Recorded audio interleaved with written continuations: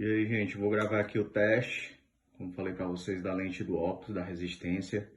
Eu tô mais ou menos a uns 2, 3 metros de distância e vou dar um tiro com a minha EG para testar a resistência da lente. Bem no alvo. E eu vou bater uma foto para vocês para ver como é que ficou na lente.